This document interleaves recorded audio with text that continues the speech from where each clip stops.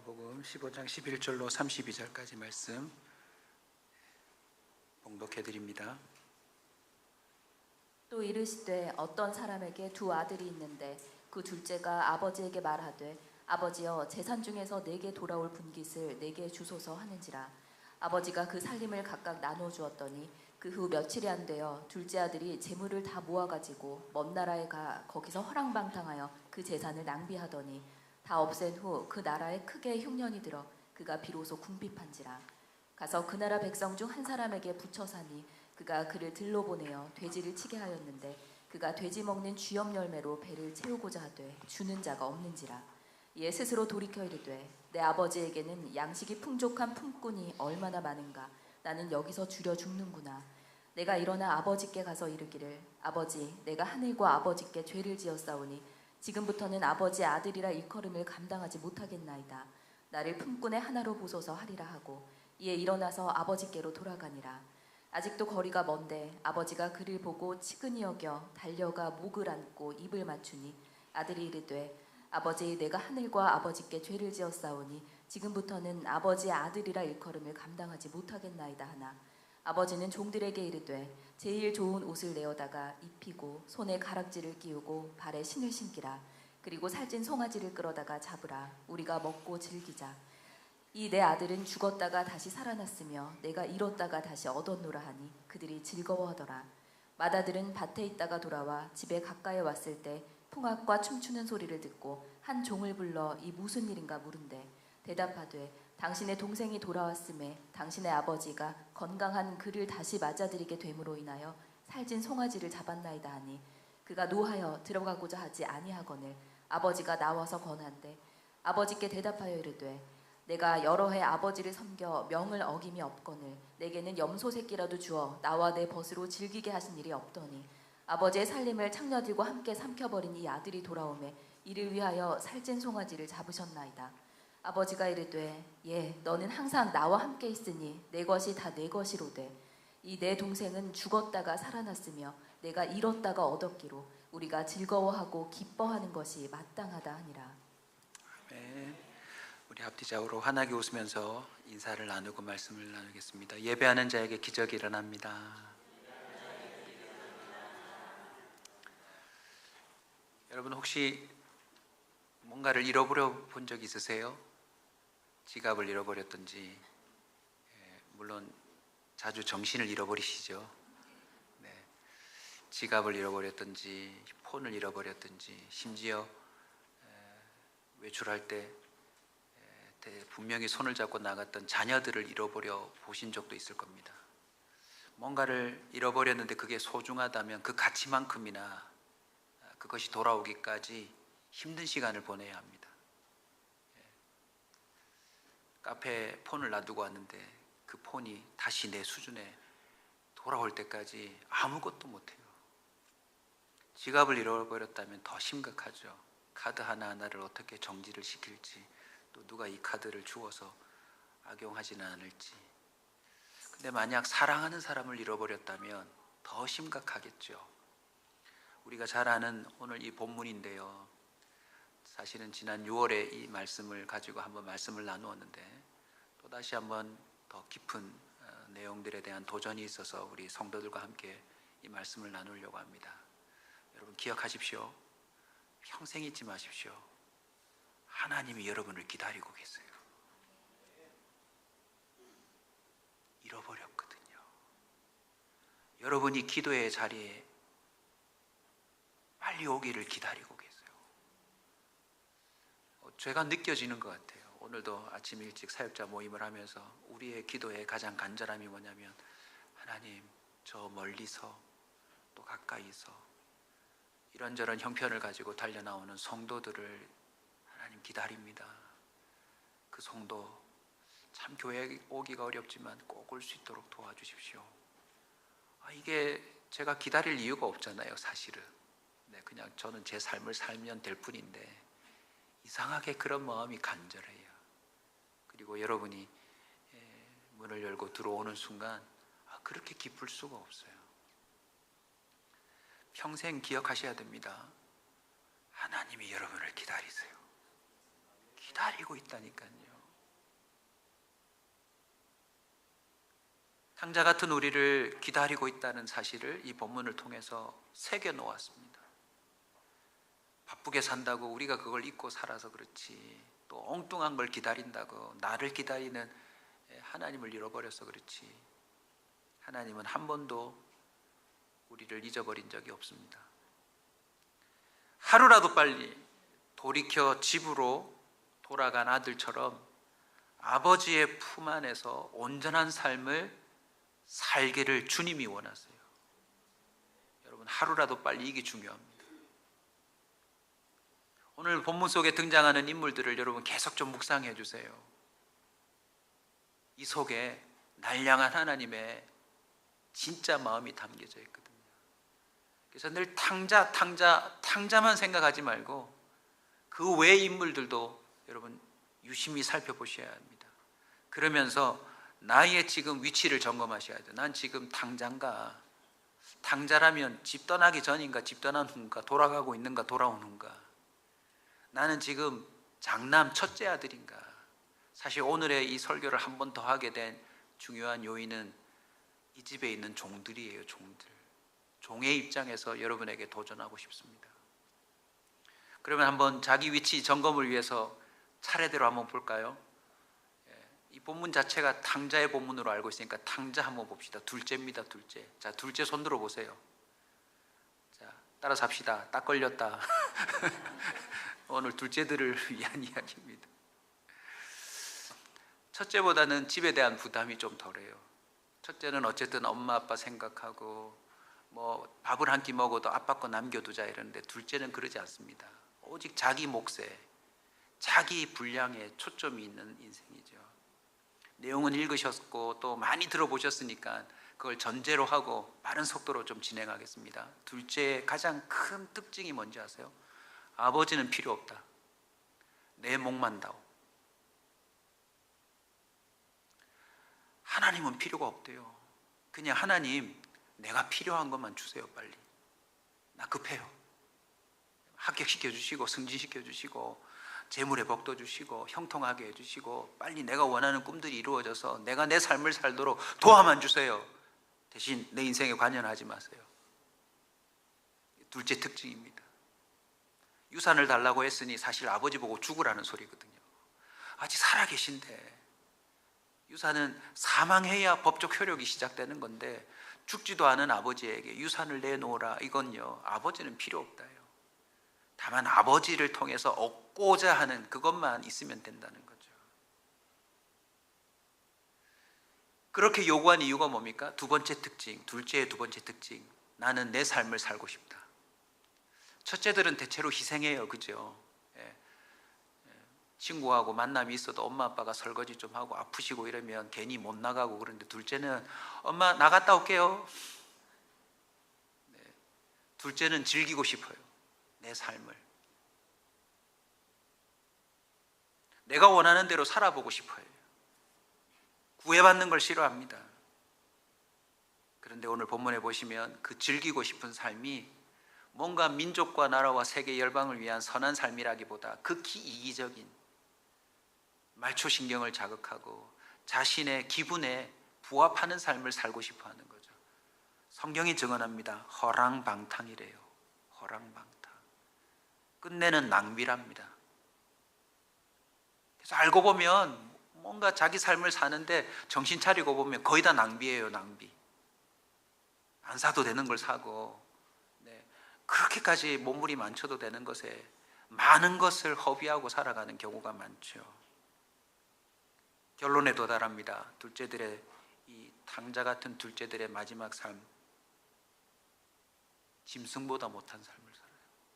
정신을 차려보니 뭔가 이게 뭐 내가 원하는 대로 다 살아본 것 같은데 짐승보다 못해.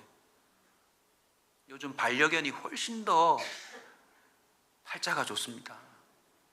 제가 얼마 전에 백화점에서 아주 젊은 분이 엘리베이터 늦게 타시길래 제가 또 한매너 하거든요. 탁 잡아드렸어요. 유모차 타길래. 그래서 애기야 이러는데 애기가 없고 야, 참. 그래서 그분 나가시고 나서 나도 모르게 읍조리죠. 참 개들이 낫다 우리보다. 여러분 주변을 살펴보세요. 정말 자기가 원하는 삶을 산다는데 짐승보다 못한 사람들이 많습니다. 투잡, 쓰리잡, 막 포잡을 뛰어야 되고 잠도 못 자고 쪽잠 자야 되고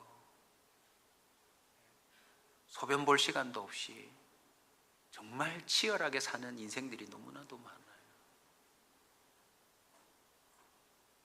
아버지의 그 그늘을 벗어나서 자유로운 삶을 살고 싶었는데 오늘 본문 보시면 결국 누군가에게 붙여 살아야 돼요.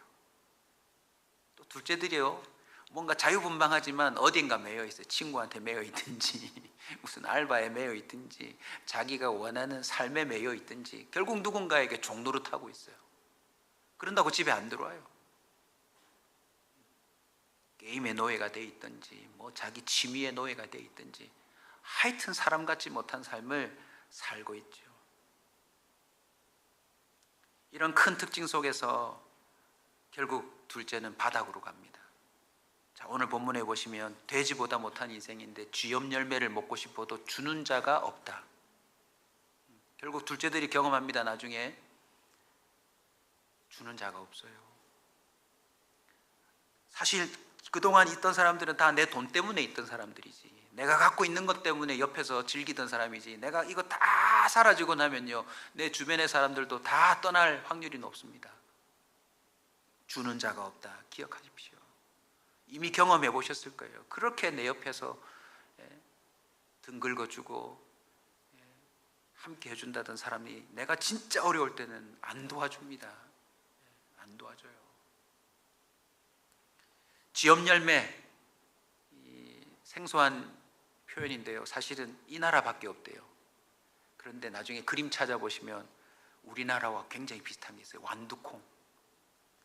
이 완두콩 주머니 안에 콩이 딱딱딱딱 놓여 있는 것처럼 쥐염 열매도 똑같이 생겼어요.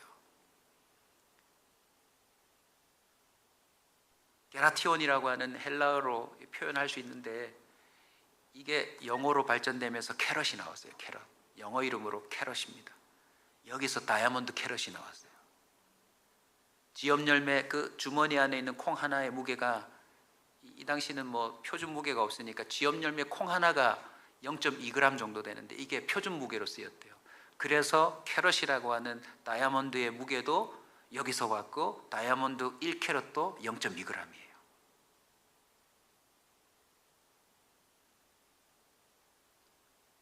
히브리어로는 하루브라고 표현하는데 이 히브리인들이 이런 말들로 성경적인 내용들과 관용적인 표현을 좀 많이 만들어내거든요. 자음이 딱 있고 모음만 바꾸면 히브리어로 뭐든지 말할 수 있습니다. 쥐염 열매라고 하는 하루브가 헤레브라고 하는 히브리어로 변형되기도 하는데 이게 칼이래요. 칼. 이사야 1장 19절 20절을 통해서 이 언어 플레이를 엿볼 수 있습니다. 너희가 즐겨 순종하면 땅의 아름다운 소산을 먹을 것이요 너희가 거절하여 배반하면 칼에 삼켜지리라.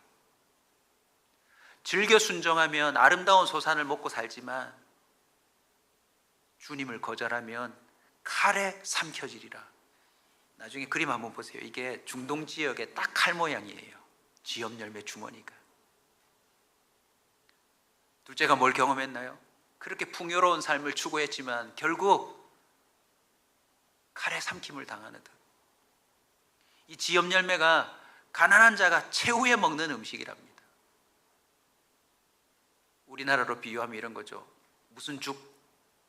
강냉이죽. 북한 사람들도 극한 가뭄에 시달리면 강냉이죽 먹는다잖아요. 그러니까 이 둘째가 아버지의 유산을 일찍이 챙겨서 풍요로운 삶을 누린 듯 싶었지만 돼지가 먹는 쥐염 열매마저도 주는 자가 없는 비참한 삶에 도달하게 된 거죠. 자, 둘째의 특징을 유심히 보십시오. 우리에게도 이런 삶이 있어요. 하나님보다도 하나님으로부터 얻는 데 더 관심이 많죠. 그리고 얼른 그걸 받아가지고 하나님 굴레 안에 살지 않고 이 땅에서 내가 원하는 삶을 살아보고 싶어하는 욕구들이 우리한테 있어요. 다행스럽게도 그 욕구들이 헛되다는 걸 우리 이미 알고 있어요. 자, 여러분 대사 해본 적 있으시죠? 한 번 더 따라서 합시다. 잘 듣고 따라서 하십시오. 아, 이게 사는 게 아니다. 밥 먹으면서도 내가 왜 이러고 사나?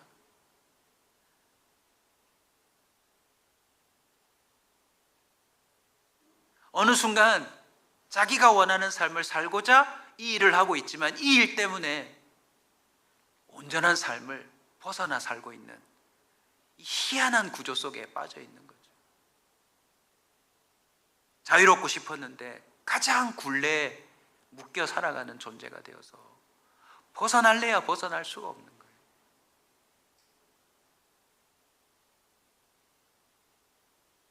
차라리 노숙자가 훨씬 더 부러워 보여요. 가벼워, 인생이 가벼워 보여요. 우연이 아닌 것 같아요. 오늘도 사역자들하고 아침에 은혜 나누는데 우리 목사님 장인어른의 고백이 참 마음에 와닿습니다. 그러셨대요. 병원에 입원해 보니 집에 그렇게 옷이 많은데 환자복 한 벌 입으면 된대. 그렇게 아둥바둥 살았는데 그냥 하루 세끼 고고고고 뭐 딱히 화려하지 않는 식판에 나오는 그 밥 한 끼 먹으면 되는데 우리가 너무 그렇게 무겁게 산다는 거예요.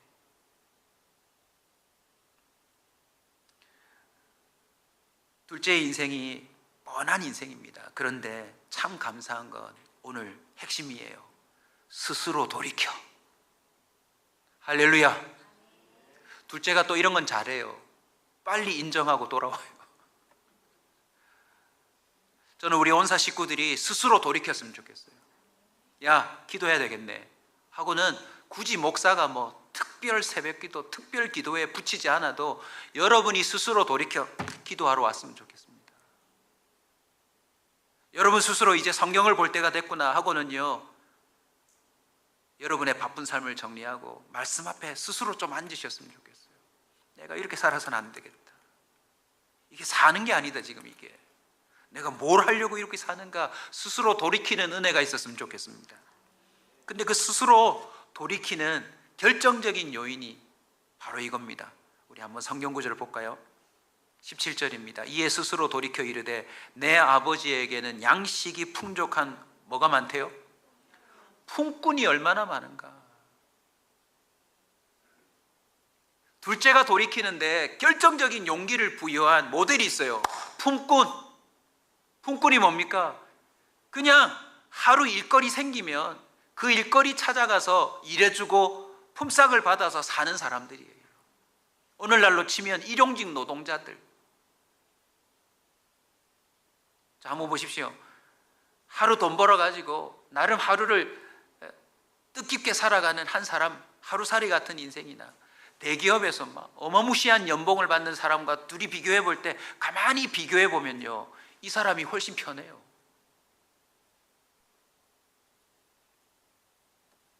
어제도 청년 의사에 대한 프로그램이 나오길래 찬행이가 막 오버랩돼서 제가 유심히 봤어요. 그 청년들이 이제 의사 면허 따고 전문의 따려고 막 하는 걸 다큐멘터리로 했는데 사는 게 아닙니다. 사는 게.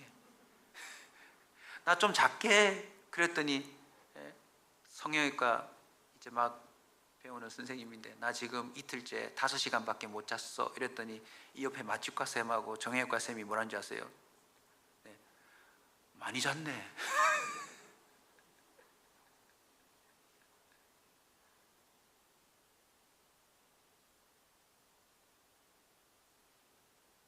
이렇게 의대생 돼가지고 사람 살린다고 열심히 공부했는데 나중에 탱자탱자 놀던 애가 그 병원 인수합니다.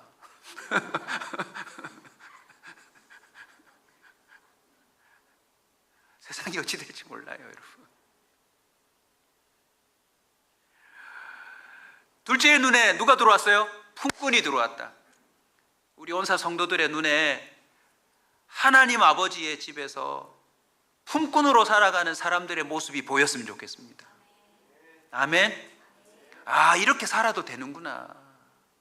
굳이 이렇게 살지 않아도 되는구나. 뭐 다 목사 되고 선교사 되라는 그 말이 아니라 하루를 하루살이 같이 오늘 주님이 생명 주셨군, 오늘 주님의 뜻대로 살리라 하고서는요, 자기의 삶을 과감하게 내려놓고 주님이 기뻐하시는 대로 주님의 말씀대로 살아보고 저녁에 잠자리에 탁 눕는 사람, 그렇게 살아보는 거죠. 알고 봤더니 이 사람이 최고 편한 사람이에요. 종으로 가볼까요, 여러분? 종의 입장에서 볼 때 첫째 아들, 둘째 아들 다 봤을 거 아닙니까? 안 그래요? 그리고 이들은 이 아버지의 모습을 보는, 유산도 내어주고 뭐 그 아들을 기다리는 모습, 이 종들은 다 봤을 거 아닙니까? 혹시 오늘 올까 싶어가지고 종들 명해가지고 둘째를 위한 방 청소해놓고 저녁 식사 차려놓지 않았을까요?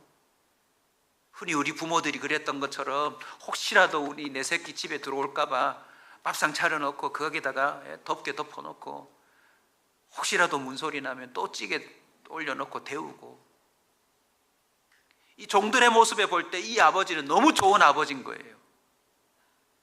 이 종들의 마음이 이랬을지 않았을까요? 나도 저런 아버지 있었으면 좋겠다. 근데 이 둘째와 이 첫째는 이 아버지의 가치를 몰라요. 막상 자녀들은 그 아버지의 가치를 모르고 누가 알아요? 품꾼들이 더 알아요. 품꾼들이.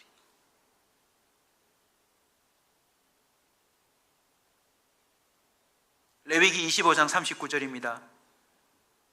너와 함께 있는 내 형제가 가난하게 되어 내게 몸이 팔리거든 너는 그를 종으로 부리지 말고 품꾼이나 동거인과 같이 함께 있게 하여 희년까지 너희를 섬기게 하라. 여러분, 하나님의 창조 원리에 따라서는 종이 없어요. 근데 이 사람들이 품꾼이 되고 이 집의 종이 된 것은 추론해 보건대 이런 일들이 가능한 거죠. 전쟁을 해가지고 지는 민족이 결국 다 귀속되어서 종이 되잖아요. 또는 어찌어찌 둘째처럼 살다가 다 잃어버리고 채무관계로 인하여서 갚지 못해서 종으로 팔려가는 경우도 있고, 뭐 실수와 허물 때문에 종으로 들어가는 경우도 있어요. 결국 이 종들은 어쨌든 인생에 한번 실패한 사람들입니다. 그런데 좋은 주인을 만났어요. 이 주인의 인격과 주인의 역량이 이 종들의 삶과 직결되어 있어요. 우리 하나님이 종들을 다루시는 거 성경에 여러 비유로 하셨는데, 아침에 들어왔든지 저녁 해질 때 들어왔든지 주님은 그 종과 약속한 걸 다 지키시잖아요. 아멘. 또 선대해 주시잖아요. 이슬 떨어진 거, 이삭 떨어진 거, 이 모든 거 다 줍지 말고 이 종들이 또 주워갈 수 있도록 넉넉하게 선대해 주잖아요. 내 아들은 지금 자기가 원하는 삶을 살겠다고 유산받아 나갔는데 쥐염 열매도 못 먹는데, 내가 가만히 정신 차리고 보니 내 아버지 집의 품꾼들은 우리 아버지의 그 인격과 역량을 다 누리고 살아가는 거예요. 뭐도 아닌데, 아들도 아닌데. 이 품꾼들이 이렇게 살 수 있는 비결이 뭔지 아세요? 가볍게 그날 시키는 것만 하면 돼요. 뭐 한몫 챙겨보겠다, 뭐 내가 이 이상을 해보겠다, 그런 거 오버해서 생각하지 말고요. 그냥 이 한 날 나는 이 집에서 이 주인이 명하는 대로 살리라 가볍게 사시면 하나님이 그 인생을 책임지는 듯 품어주신다는 거죠. 그뿐이 아닙니다. 여러분, 이 주인의 성품으로 볼 때 악한 명령을 내렸을까요? 선한 명령을 내렸을까요? 선한 명령 내리는 거 아닙니까? 그러니 이 종들은 자연스럽게 선한 삶을 살 수밖에 없는 거예요. 여러분, 우리가 살아가는 이 치열한 사회 속에서 여러분 노력해 보셔서 아시겠지만 부자 되려고 하면 은근히 죄를 많이 지어야 합니다. 그 경쟁에서 이겨야 되니까 알게 모르게 편법과 꼼수를 부려야 돼요. 하나님 기뻐하지 않는 그 뭔가가 인생의 책장 사이에 많이 꼽혀 있습니다. 그래서 혹이라도 나중에 검찰 조사가 이루어지면 거기에 걸리지 않을 사람이 거의 없어요.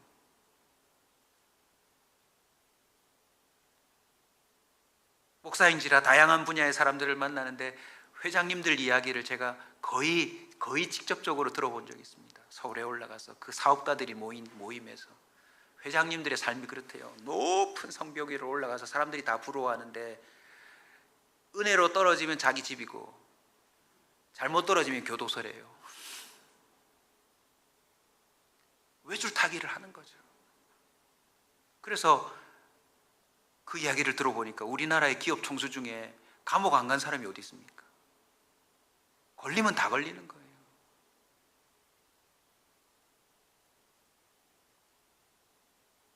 품꾼에 불과한데 이들은 그 주인의 성품과 역량의 보호 아래에서 그 명령을 따라 선한 일을 하며 그 대가를 매일매일 공급받는 거예요. 할렐루야. 예수님도 우리에게 주기도문으로 가르쳐 주셨죠. 오늘날 일용할 양식을 구하라고. 품꾼이에요, 품꾼. 하루 생명 주시고 우리에게 먹을 거 주시면 그것이 우리에게 가장 큰 기적이요 복이라는 사실을 알고 오늘 하루, 보장된 오늘 하루 주인의 명령대로만 살면 그것이 어쩌면 첫째보다도 둘째보다도 자녀들보다도 더 나은 삶이 될 수 있다는 걸 둘째가 깨달아 버린 거예요. 여러분, 원하는 삶을 살고자 애쓰기보다 품꾼처럼 살아보세요.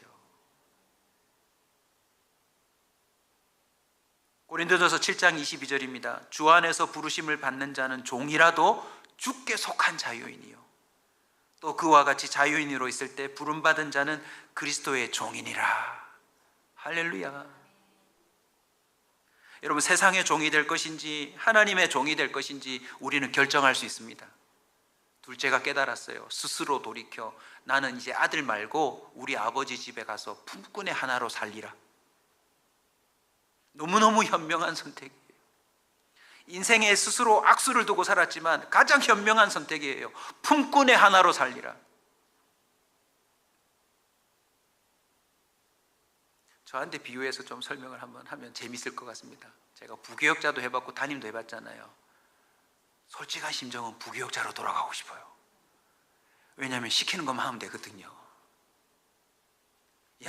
이 주인의 이 리더의 자리는 무게감이 엄청납니다. 그러니 이 둘째가 깨달은 거예요.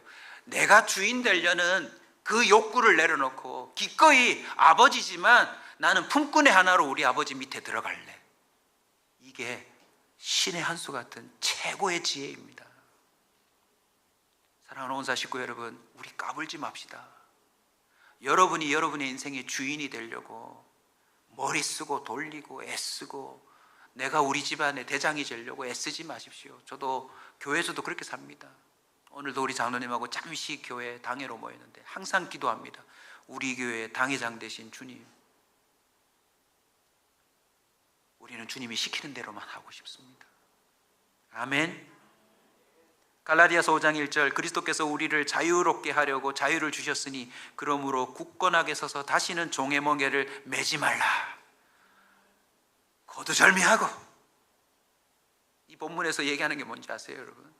결국 네가 원하는 삶을 살고자 하면 너는 종의 멍에를 메고 사는 거예요.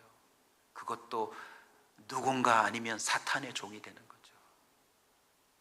도리어 종이 모습으로 들어오지만 하나님 아버지 안에 있는 것이 자유인으로 살아가는 삶의 모습이 될 수 있다는 것입니다.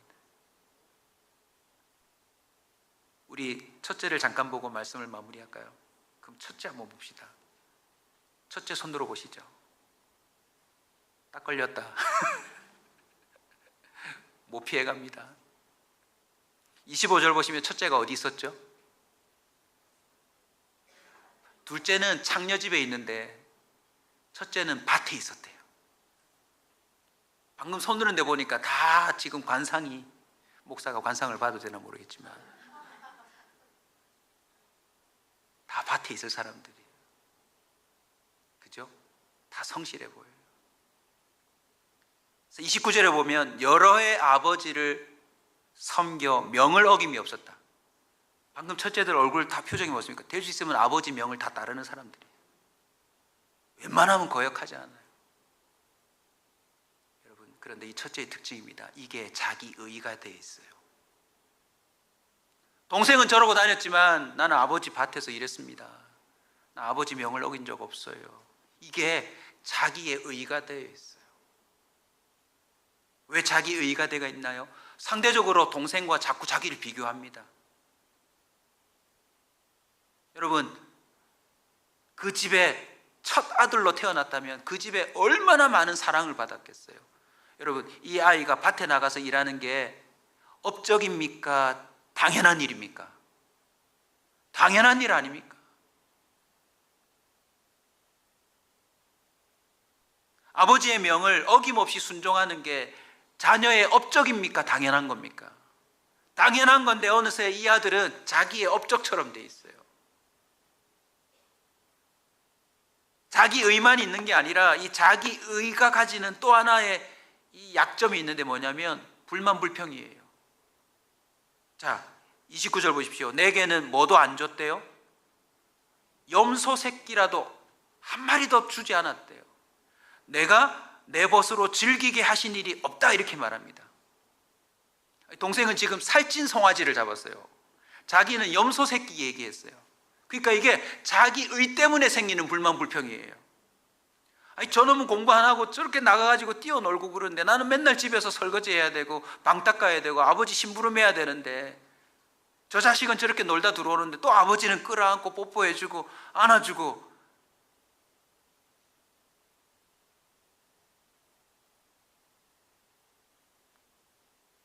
끝내 30절에 보시면 불만불평으로 말미암아 정죄합니다. 아버지의 살림을 창녀들과 함께 삼켜버린 이 아들이.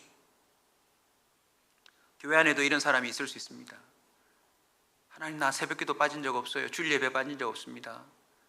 목사님 일 많이 도와줬어요. 근데 왜 나는 이렇게 형통하지 않습니까? 나는 왜 이렇게 삶이 지지부진합니까? 가끔 교회 오고 자기 삶을 열심히 사는 사람은 저렇게 뭔가 잘 되고 뭔가 형통한 것 같은데 왜 저는 이 모양입니까? 알고 보면 은근히 동생을 부러워하는 거예요. 무슨 염소 새끼라도 잡아서 친구들하고 이렇게 좀 즐기게 해달라고.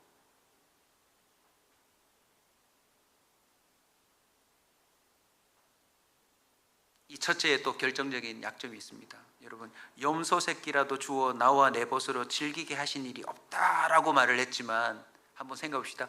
이 아버지의 성품으로 볼 때 큰아들이 염소 새끼 주세요, 내 친구들과 한번 먹게요 하면 줄 사람입니까? 안 줄 사람입니까? 내가 볼 때는 얘가 지가 알아서 못한 거지. 절에 판단하고 절에, 그죠? 제가 첫째들을 보면 그래요. 아빠가 얼마든지 줄 수 있는데 본인이 집안 사정을 막 걱정해요. 안 그래도 되는데. 한마디로 이 첫째가 어떤 삶을 살고 있습니까? 둘째와 똑같아요. 아버지 그 가치를 모르고 사는 거죠. 둘째는 자기 삶을 살고 싶어서 아버지의 가치를 팽개쳤다면 이 친구는 아버지와 함께 살면서도 아버지의 가치를 모르는 거예요. 아버지가 염소 새끼만 잡겠어요? 친구가 몇 명이냐 하는 순간 많이 먹는 친구들이라면 하나님은 그 아버지는 얼마든지 소도 잡을 수 있는 것 아닙니까? 시편 18편 2절입니다. 여호와는 나의 반석이시요 나의 요새시요 나를 건지시는 이시요 나의 하나님이시요 내가 그 안에 피할 나의 바위시요 나의 방패시요 나의 구원의 뿌리시요 나의 산성이시로다. 오늘날 교회 안에서 이것저것 열심히 섬기면서도 아버지의 가치를 모른 채 못 누리고 살아가는 성도들이 많아요. 오늘 찬송 가사 가운데도 참 마음에 와닿죠. 내가 믿고 또 의지함은 내 모든 영편 잘 아는 주님. 우리 그 주님을 믿읍시다.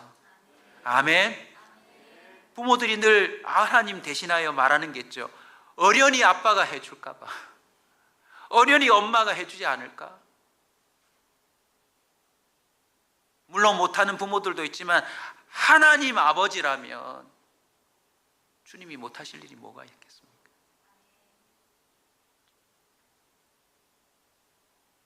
다시 한번 오늘 집중할 존재가 있습니다. 품꾼.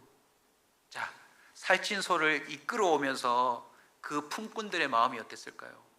여러분, 이 소가 송아지라고 했으니까 엄마 소에게서 나와가지고 그 소를 받고 키운 건 누가 키웠을까요? 종들이 키운 거 아닙니까? 그 애지중지 키워서 이름도 붙였을 텐데 걔를 이 탕자 돌아왔다고 잡아오라고 할 때 그 종들의 마음은 어땠을까요? 탕자는 그냥 와서 이거 먹으면 되지만 그걸 애지중지 키웠던 종들의 마음은 어떨까요?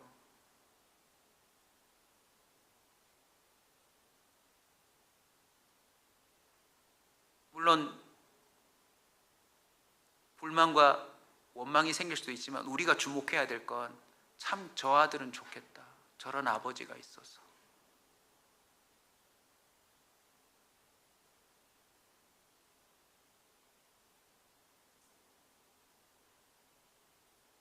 이 본문이 어디로까지 흘러가는지 여러분 묵상을 좀 잘 하십시오. 이 아들이 탕조로 돌아왔는데 이 정도 잔치를 벌였다면 이 아들이 정신 차리고 이제 품꾼으로 살아가니까 얼마나 잘 살았을까요? 아버지 저 아들로 생각하지 말고 오늘 뭐 할까요? 오늘 뭐 할까요? 말 잘 듣는 둘째가 된 거예요. 그러면 아버지가 나중에 이 아들 장가 보낼 때 어떻게 했을 것 같습니까? 더한 것도 잡지 않을까요? 그런데 이 아들이 들어올 때 살찐 종아지를 잡았다는 건 단순히 먹고 마시자 즐기자 그것만을 말한 게 아닙니다. 이 아들의 그 탕자의 삶을 다 끌어안는 겁니다. 혹시 모를 채무관계도 끌어안는 거 아닙니까? 장녀들과 탕진했다고 했으니 그 얼마나 많은 범죄 사실이 있겠습니까? 본문에는 표현되지 않았지만 탕자로서 밑바닥까지 간 그 아들의 모든 죄된 삶까지도 끌어안는 게 이 아버지의 마음 아니에요. 종들의 눈에 보일 때 그것이 보이는 겁니다. 이 아버지가 이 아들의 모든 걸 해결해 주는구나. 결국 살찐 소가 끌려나갈 때 우리는 뭐까지 봐야 되는 줄 아세요? 종의 눈으로? 바로 예수 그리스도입니다. 잃어버린 자녀들을 하나님의 형상으로 회복시켜 온전한 삶을 살게 하기 위하여 하나님이 그 모든 잃어버린 자들을 돌이킬 때 끌어안으시고 그들의 삶의 그 무게까지도 해결하시려고 살찐 송아지를 이끌어 잡듯 예수 그리스도를 잡아 우리의 인생을 다 끌어안으신 거예요. 아멘. 이 사실을 깨닫고 눈을 뜬 바울이 서신서에 뭐라고 말합니까? 우리는 이제 값으로 산 자가 되었으니 우리는 내 것이 아니라 주의 것이로다. 그래서 바울도 서신서에마다 자기를 나는 엄청난 백이 있고 엄청난 이 스펙을 가지고 있지만 나는 예수 그리스도의 종에 불과하다. 할렐루야. 그래서 사울이요 가라면 가고 서라면 서고 맞으라면 맞고 자라면 자고 갇히라면 갇히고 그렇게 살았던 거예요. 왜요? 그게 제일 행복한 삶이니까. 사도 바울요 자기의 삶을 살 수 있었습니다. 학벌 뛰어나지 집안 배경 뛰어나지 바리새인 중에 바리새인이라 엄청난 일을 할 수 있었지만 그는 성령에 매여 가라면 가고 서라면 서고 맞으라면 맞고 죽으라면 죽는 그 인생을 살았기에 그가 최고의 삶을 사는 거예요.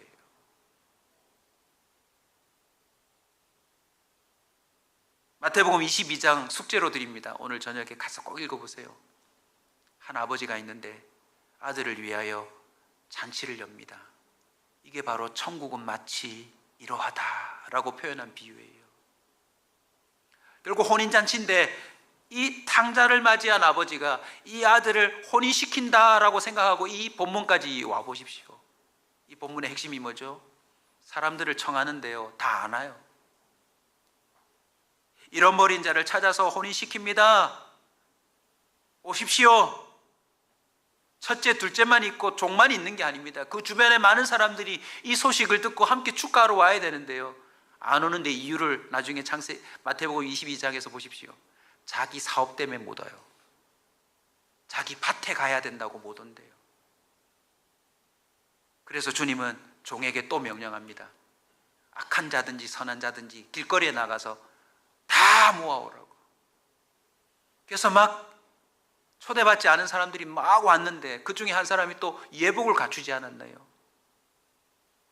아버지의 초대의 의미를 모르는 거죠. 그래서 마태복음 22장 결론이 이렇게 납니다. 청함을 받은 자는 많되 택함을 입은 자는 적으니라. 너무나도 중요한 이야기입니다. 오늘 우리에게 적용할까요? 교회에 등록하여 주일 예배 오는 사람은 많지만 구원받은 사람은 그보다 적을 것이다.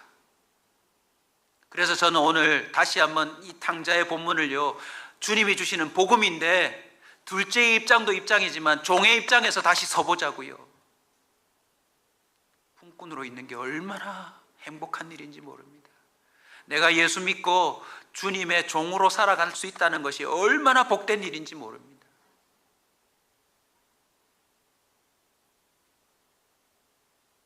이 뒷이야기가 어떻게 펼쳐질지 모르겠지만 이 잔치를 벌이는 종의 입장에서 볼 때 이런 마음의 정리가 있지 않을까요? 나 이 주인의 집에서 영원히 거하고 싶다. 자신들의 망나니 같은 자녀들을 이렇게 다루는 아버지 밑에 나는 품꾼이라도 영원히 있고 싶다. 그래서 출애굽기 2장 21장 6절의 말씀이 있습니다. 실제로 하나님이 모세를 통해서 기록해 놓으셨죠. 우리 다 같이 읽읍시다. 상전이 그를 데리고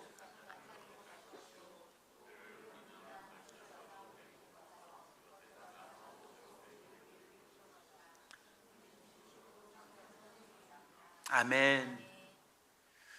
종은 희년이 되거나 또 그 율법에 따라서 일정 기간이 되면 빚을 탕감해주고 그를 풀어주게 되어 있습니다.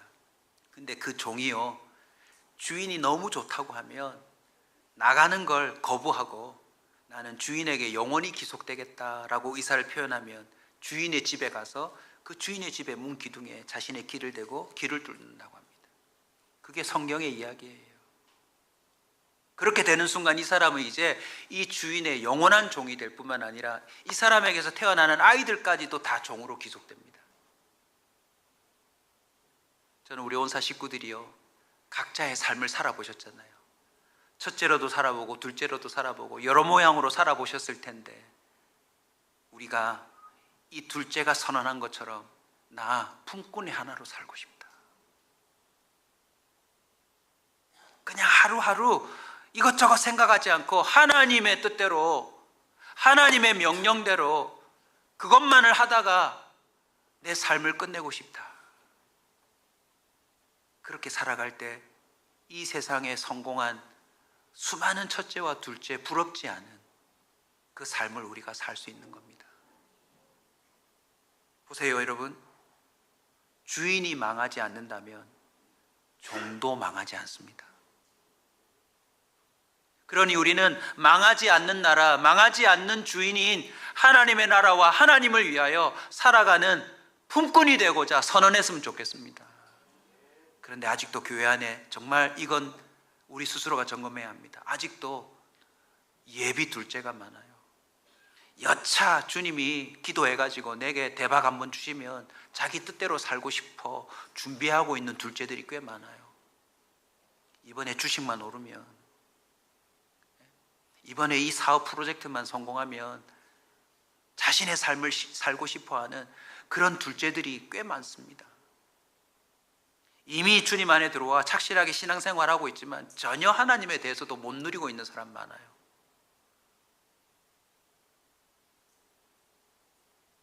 1부 때도 해드렸으니까 2부 때도 제가 종목 추천을 해드리겠습니다. 저희 제자들부터 시작해서 은근히 요즘 청년들이 주식을 많이 해요. 저한테 물어요. 목사님, 주식하는 게 성경적입니까? 아니면 또 주식을 하면 어떻게 해야 됩니까? 여러분, 술과 담배처럼 똑같습니다. 죄 짓는 거 아니에요. 주식 자체가 죄가 아닙니다. 하지만 그 주식이 하나님보다 더 우선시 되면 그건 우상이 되는 거예요. 워렌 버핏처럼 경작자의 원리로 주식하시면 됩니다. 정말 선한 기업이 있다. 그러면 그 기업을 함께하는 마음으로 투자하고 그 기업이 성장하는 만큼 그 수익을 나도 같이 얻는 그런 선한 구조는 선한 겁니다. 그런데 단기 수익을 얻으려고 매일같이 그래프만 보고 있으면 기도할 시간이 없어요. 없습니다. 그 그래프에 따라 그 인생이 오르락 내리락 하고 살아야 돼요. 인간 같지 못한 삶을 삽니다. 그래서 주식을 하시려거든 성경적으로 주식하셔서 선한 데 쓰시고요. 여러분, 또 주식의 고수가 저도 들은 건 많습니다. 분산 투자를 해야 된대요. 왜냐하면 이 종목이 망하면 이 종목 살아있으니까 안 망하는 거잖아요. 제가 망하지 않는 방법 가르쳐 드릴게요. 하나님이 오너로 계시는 믿음이란 종목에 꼭 투자하십시오. 이거 왕창 멀어 먹어도요, 이 믿음에 투자해 놓으시면 손해볼 일이 없습니다. 많은 사람들이요, 세상에서 두드려 맞고 교회를 손절해 버려요. 충격적인 이야기를 선포하고 마치겠습니다. 이 이렇게 유산 챙겨서 나가가지고 거기서 성공했으면 어찌 됐을까요? 되네 이게. 아버지 몫을 받아서 내가 내 뜻대로 사니 이게 사라지네 했으면 어찌 됐을까요? 영원히 돌아오지 않습니다. 그래서 저는 개인적으로 축복하고 싶습니다. 바닥을 친 게 은혜다. 투자해서 잃어버린 게 은혜다. 여러분 뜻대로 사라지지 않는 게 은혜다. 그래야 돌아오니까.